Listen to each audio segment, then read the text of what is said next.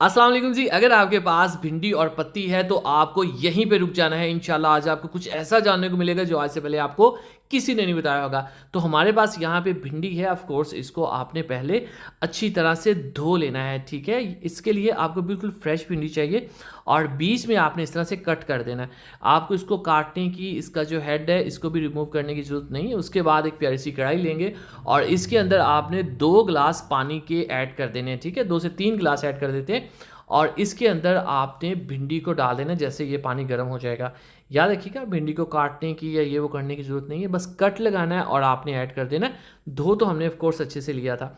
ये रेसिपी देख लेने के बाद यकीन करें आपने दौड़ के ये सब जो है वो सामान इकट्ठा कर लेना है और ये रेसिपी आपने बनानी शुरू कर देनी है। बॉयल आना शुरू हो गया है, अब हमने इसके अंदर चाय की पत्ती ऐड करनी है, ठीक है, जिससे हम चाय बनाते हैं। वही पत्ती आपने इसमें ऐड कर देनी है। तो 1 टेबलस्पून भर के इसमें ऐड करेंगे। अब यहाँ पे होगा क्या, पत्ती जो है ये भी अपना कलर छोड़ेगी और जो भिंडी है वो क्या करेगी, भिंडी अपनी लेस इसके अंदर छोड़ेगी। साथ ही हमें चाहिए एक प्याज, ठीक है।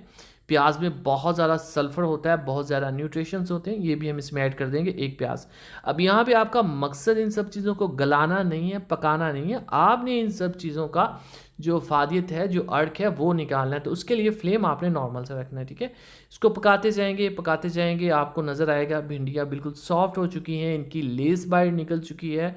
और यहाँ पे एक चीज़ आपने बहुत अहम ऐड करनी है, 1 टीस्पून कलौंजी, ठीक है। कलौंजी जो होती है ये आपने ऐड कर देनी है, ठीक है। फ्लेम को अब आपने बिल्कुल लो कर देना है और इसको पकने देना है। बबल्स काफ़ी आपको नज़र आएंगे क्योंकि भिंडी के अंदर काफ़ी ज़्यादा लेस होती है। इससे भी अहम, जिसने अभी तक हमारे चैनल को सब्सक्राइब नहीं किया जनाब, चैनल को सब्सक्राइब कर लिया करें।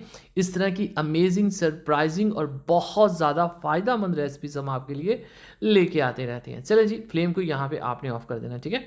फ्लेम ऑफ करने के बाद इसको हम ठंडा कर लेंगे। उसके बाद एक जाली लेंगे और इसको हम यहाँ पे स्ट्रेन कर लेंगे, ठीक है।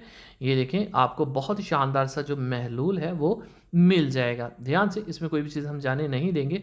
अब ये महलूल जो है वो अच्छे से ठंडा हो चुका है। एलोवेरा आपने 1 टेबलस्पून भर के इसमें ऐड कर लेनी। अगर आपके घर फ्रेश है तो उसको ग्राइंड करके ऐड कर लें, वो सबसे बेस्ट होगा, ठीक है।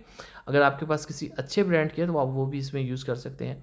चलें जी, इसको अच्छी तरह से आपने मिक्स कर देना। अब आपने 1 चम्मच कोई भी लाइट सा शैम्पू जो है वो इसके अंदर ऐड कर देना, या इससे ज़्यादा थोड़ा सा कर लें जितना आपके सर के लिए ठीक है। तो आप चाहें तो इसमें थोड़ा सा ज़्यादा भी शैम्पू ऐड कर सकते हैं। इसको आपने अच्छे से मिक्स कर लेना है, ठीक है। अब ये जो आपके पास चीज़ तैयार हो गई, ये 5 से 10 हज़ार रुपये की चीज़ बनती है कम से कम, अगर आप किसी बड़े डॉक्टर या किसी बड़े पार्लर के अंदर जाएँ। ये आपने क्या करना है, अपने बालों में लगाना है और इसको अपने बालों से आपने धोना है हफ्ते में कम से कम 2 से 3 दफ़ा। इंशाल्लाह आपके बाल घने, लंबे और सेहतमंद हो जाएंगे।